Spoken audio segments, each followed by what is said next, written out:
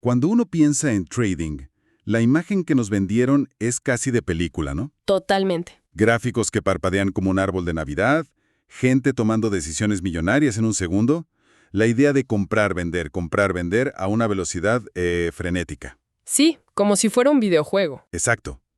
Pero los documentos que tenemos sobre la mesa para esta exploración proponen algo que va totalmente en contra de ese mito. Totalmente. Destrozan esa idea y la reemplazan con una mucho menos glamurosa, pero infinitamente más sólida.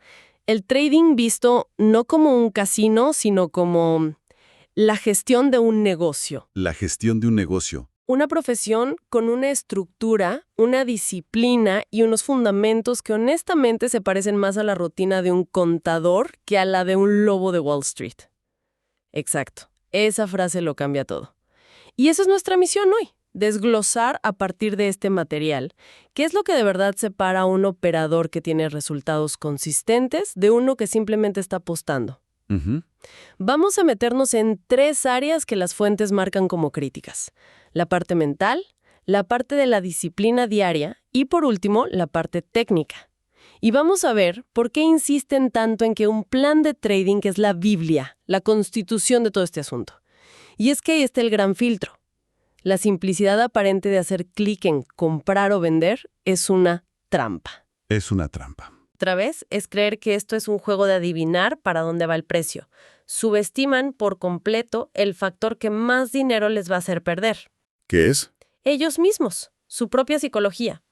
Entender eso, nos dicen, es el verdadero kilómetro cero de este viaje. O sea que, a ver si entiendo bien, lo primero que estos documentos ponen sobre la mesa no son los gráficos ni las estrategias, sino la cabeza de la persona que opera. Exactamente. Dicen que el trading es un ecosistema de 3 dimensiones. Y la primera, la más importante, es la psicológica. Eso, de entrada, me parece súper contraintuitivo. Claro. Yo habría jurado que lo primero era saber leer un gráfico. Es que esa es la revelación principal. Ponen la psicología primero porque argumentan que el mercado es, y esta es una frase que usan mucho, un espejo de la psique. Un espejo de la psique. No es una entidad externa a la que hay que vencer. Es un reflejo de nuestras propias tendencias. La avaricia de querer un poco más, el miedo a perder lo que ya ganaste, la ansiedad. El FOMO, el miedo a quedarte fuera. Ese mismo. Esas emociones no son un fallo del sistema, son el sistema. Y el objetivo no es eliminarlas, que es imposible, sino aprender a gestionarlas como una variable más del negocio. Pero, ¿por qué es tan intenso? O sea, en otros trabajos también hay estrés, pero esto parece estar en otro nivel. La explicación que dan es casi biológica. El dinero está conectado directamente con nuestros instintos más primarios de supervivencia. Claro. Arriesgar capital, aunque sea de forma virtual en una pantalla, activa en el cerebro los mismos mecanismos de defensa que se activarían si estuviéramos frente a un peligro real. Es una reacción visceral. Entiendo. Por eso, el primer paso no es aprender una estrategia, sino entender cuáles son tus propios sesgos, tus miedos. Es un trabajo de autoconocimiento profundo, casi terapéutico. Suena que el primer paso para ser un buen trader es ir a terapia, no a un curso de finanzas. ¿No es un poco exagerado decir que es el campo de batalla principal? Quizás suene exagerado, pero si lo piensas, tiene lógica. Puedes tener la mejor estrategia del mundo. Pero si el pánico te hace cerrar una operación buena antes de tiempo o la avaricia te hace no tomar ganancias cuando debes, la estrategia no sirve de nada. La psicología anula a la técnica. Exacto. Por eso la ponen primero. Y justo después, conectada a esto, viene la segunda dimensión, la pragmática o comportamental, que supongo que es la forma de controlar ese caos mental. Exactamente. La llaman la disciplina ejecutiva. Es el puente entre la mente y la pantalla. Y aquí hablan de cosas súper concretas, nada de filosofía. A ver, ¿cómo qué? Tener un horario fijo de operación, de 9 a 12 y punto, como si ficharas en una oficina. Una rutina. Una rutina de análisis antes de empezar, un checklist. Y muy importante, operar siempre los mismos 2 o 3 activos. Especializarte. El objetivo es crear un entorno controlado y profesional para que los resultados no sean aleatorios, sino fruto de un proceso. Entiendo. Es como un piloto que, antes de cada vuelo, sin importar si lleva 20 años volando, repasa exactamente la misma lista de comprobación para no dejar nada al azar. Es la analogía perfecta. Y solo después de tener controlada la mente y la rutina, llegamos a la tercera dimensión, la que todo el mundo cree que es la única. La técnica. La técnica irracional. Aquí ya entran los gráficos, los indicadores, el análisis. Es el conocimiento para construir una hipótesis sobre hacia dónde es más probable que se mueva el precio. Y la palabra clave es esa, probable. Probable. Nunca hay certezas. Es construir un caso, como un fiscal, basado en evidencias. Sin las otras dos dimensiones, esto es solo un hobby académico. Vale, y todo esto me lleva a una conclusión inevitable. Si esto es una profesión tan estructurada, con una dimensión psicológica, disciplinaria y técnica, no puedes simplemente sentarte y a ver qué pasa. Imposible. Necesitas un manual de operaciones.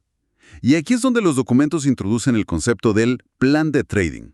Lo llaman la constitución del negocio. Y me encanta esa palabra, constitución, porque no es una guía de sugerencias, es la ley. Es la ley. Es un documento escrito, físico o digital que dicta exactamente qué puedes y qué no puedes hacer. Es lo que te protege de tu peor enemigo. Que eres tú mismo. Tú mismo en un momento de pánico o euforia. Desglosemos qué debe incluir esa constitución, porque el material es muy específico. Hablan de definir qué activos y mercados vas a operar, los horarios, la estrategia técnica que usarás, con criterios de entrada y salida súper claros. Y un punto en el que hacen un hincapié tremendo, la gestión del riesgo, fundamental. Definida siempre en porcentaje. Y me llama la atención esa insistencia. ¿Por qué no en dinero? Es más intuitivo pensar en no voy a perder más de $100. Aquí es donde la psicología y la práctica se dan la mano. Pensar en $100 tiene una carga emocional inmensa. Claro. Es la cena de esta noche, es parte de una factura. Activa el modo supervivencia del que hablábamos. En cambio, pensar en voy a arriesgar el 1% de mi capital es una decisión de negocio.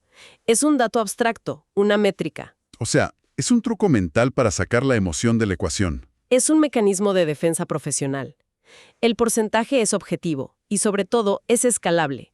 Arriesgar el 1% es conceptualmente lo mismo en una cuenta de $1,000 que en una de 100,000. Te permite ser consistente. Te permite mantener la consistencia sin que las emociones se disparen a medida que la cuenta crece. Y esto conecta con el objetivo final del plan que mencionan las fuentes. La meta no es el pelotazo, es la rentabilidad sostenida en el tiempo. Claro. Y para eso, la prioridad número 1 no es ganar dinero, es no perderlo. La preservación del capital lo es todo. Ok, esa idea de disociar la emoción del dinero es clave. Pero una vez que tienes ese plan de batalla, con tus porcentajes y tus reglas, ¿cómo se ve eso en la práctica? Porque en el campo de batalla real, la ejecución es otra historia. Ujú. Y los documentos mencionan dos formas muy distintas de operar.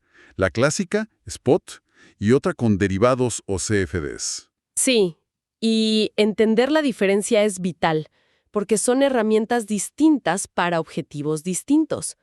La operativa spot es la más intuitiva. Compras un activo, digamos una acción de Apple o una fracción de Bitcoin, y eres dueño de ese pedacito. Lo tienes. Es tuyo. Lo tienes en tu poder. Es una operativa unidireccional.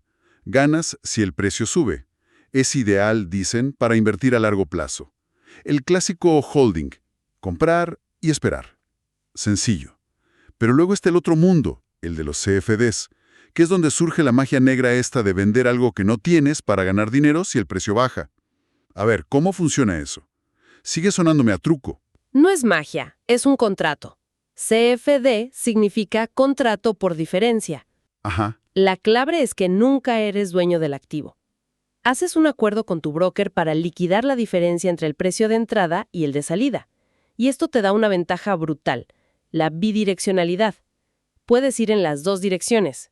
Puedes abrir una posición en largo, que es apostar a que sube, o una en corto, que es apostar a que baja. Vale, pero sigo sin entender cómo vendes algo que no posees. La explicación del texto es muy buena. Imagina que una acción vale 100 y tu análisis te dice que va a caer. Ok. Abres una posición en corto. En ese momento, tu brother de forma interna te presta esa acción y la vende en el mercado por ti, a 100. Entiendo. Ahora mismo, en tu cuenta tienes $100 más, pero le debes una acción al broker. Si, como tú predecías, la acción cae a 80, la recompras en el mercado por 80, se la devuelves al broker. Y te quedas con los 20 de diferencia. Exacto. Has ganado con la caída. Wow. Vale, visto así tiene todo el sentido. Es un préstamo y devolución básicamente. Básicamente. Y dentro de esa operación, sea en largo o en corto, hay que definir unos parámetros que el texto describe como innegociables. Son los pilares de la ejecución. Primero, el punto de entrada, el precio exacto al que quieres entrar. Segundo, el take profit, tu objetivo de ganancia. Si el precio llega ahí, la operación se cierra sola y recoges el beneficio. Automáticamente. Y el tercero, el más importante de todos, es el stop loss. El texto lo llama, y me parece una definición perfecta, el cinturón de seguridad de tu cuenta. El cinturón de seguridad. ¿Por qué es tan vital? Porque es la materialización de tu plan de gestión de riesgo. Es el punto en el que asumes de antemano y en frío que tu hipótesis era incorrecta. Ok. Si el precio llega a tu stop loss, el sistema corta la pérdida automáticamente, protegiendo el resto de tu capital. De hecho, la fuente señala lo que llama un error catastrófico. ¿Cuál? Mover el stop loss más lejos cuando el precio se acerca, con la esperanza de que ya se dará la vuelta. Es la falacia del costo hundido en tiempo real. Ya he perdido X, no puedo salir ahora, a ver si recupero. Es una trampa psicológica brutal. La peor de todas, porque al mover el stop, no solo estás incumpliendo tu plan, estás operando basado en la esperanza. Y la esperanza, dicen, es la mayor destructora de cuentas de trading que existe. Con todo esto, queda claro que una operación no es un clic impulsivo, es un proceso. Totalmente. De hecho, los documentos lo dividen en un ciclo de vida de 4 fases. Me parece muy útil para estructurar todo lo que hemos hablado. Es un modelo mental excelente. La primera fase es el análisis. La llaman la fase racional. Aquí haces todo el trabajo pesado. Miras los gráficos, lees noticias, buscas patrones. La tarea. Es el momento de construir tu hipótesis, de buscar que las probabilidades estén a tu favor. Todo esto ocurre antes de arriesgar un solo centavo. El 90% del trabajo está aquí. O sea, el trabajo de verdad se hace con el mercado cerrado, o al menos antes de poner tu dinero en juego. Una vez que el análisis te da luz verde, ¿qué sigue? La entrada. La fase ejecutiva. Es el momento de apretar el gatillo. Pones la orden en la plataforma con tu entrada, tu take profit y tu stop loss ya definidos. Todo predefinido. Sí, es una acción mecánica, la consecuencia lógica de todo el análisis previo. Debería ser la parte menos emocional de todas. Claro, debería. Pero me imagino que justo aquí es cuando el corazón empieza a latir más fuerte. Totalmente. Y eso nos lleva a la tercera fase, la seguimiento, que el texto describe, sin rodeos, como la fase emocional. Ja. Una vez estás dentro, el control lo tiene el mercado. Aquí es cuando ves tu dinero fluctuar en tiempo real y cuando aparecen todos los demonios. El miedo, la euforia. Claro. El consejo que dan es clave. El seguimiento debe ser técnico, no emocional. ¿Qué significa eso? Significa no quedarte hipnotizado mirando la pantalla, sino gestionar la operación según las reglas que ya tenías en tu plan. Por ejemplo, si el precio se mueve a tu favor, puedes mover el stop loss para asegurar ganancias, pero siempre con una regla predefinida. Y la operación se cierra, sea para bien o para mal. Ahí acaba todo. Pasamos a la siguiente. El aficionado sí, el profesional no. Aquí empieza la cuarta fase, que es la que marca la diferencia a largo plazo. Cierre y retroalimentación, el pospartido. Exacto. La operación ha terminado, pero tu trabajo no.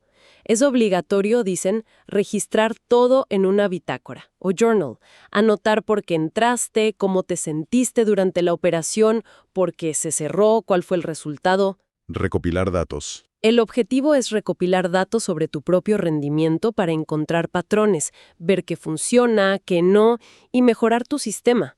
Sin esta fase no hay aprendizaje, solo repetición. A ver si lo resumo bien.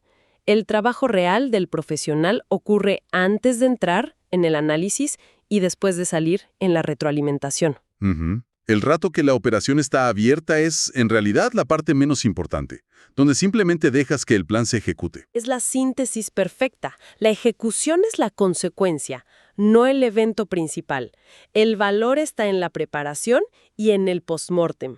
Entonces, Si unimos todas las piezas de este material, primero, tenemos que ver el trading como un negocio con 3 patas: la mental, la disciplinaria y la técnica, y en ese orden de importancia. ¿Correcto? Segundo, ese negocio necesita una constitución, un plan de trading que nos obligue a gestionar el riesgo con porcentajes para mantener las emociones a raya. Siempre. Y tercero, cada operación es un proceso sistemático de 4 pasos: análisis, entrada, seguimiento y registro. Correcto. Y todo esto lleva a una conclusión final, que lo envuelve todo.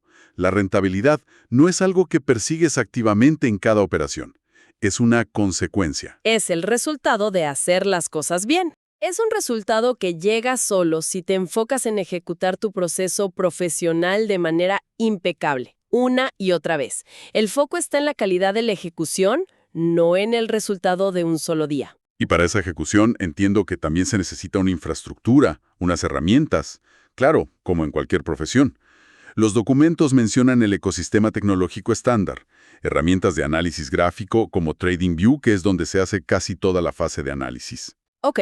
Plataformas de ejecución como MetaTrader o las de brokers como Binance para ejecutar las órdenes. Y fuentes de información de contexto como investing.com para saber qué eventos económicos pueden afectar al mercado. Son los instrumentos de trabajo. Increíble el cambio de perspectiva. De una actividad impulsiva a un proceso metódico y casi empresarial. Para cerrar, me quedo con esa idea tan potente de que el mercado es un espejo de la psique. Sí, es muy fuerte eso. Y me gustaría dejar una reflexión en el aire para nuestra audiencia. El material insiste en la importancia de llevar una bitácora. Imagina que alguien llevara ese registro, pero no solo anotando los números, sino también sus emociones y las justificaciones que se contaba a sí mismo en cada momento. Anotar el por qué. Exacto. Entré aquí por impaciencia. Cerré por miedo. No puse el stop porque creía que sabía más que el mercado. ¿Qué patrones descubriría sobre su propia tolerancia al riesgo, su ego o su disciplina? Vería su personalidad en números. Y lo más provocador, es posible que esos patrones que el mercado le revela no solo se apliquen al trading, sino que sean un reflejo exacto de cómo toma decisiones importantes en su trabajo, en sus relaciones o en su vida en general. Cuando uno piensa en trading, la imagen que nos vendieron es casi de película.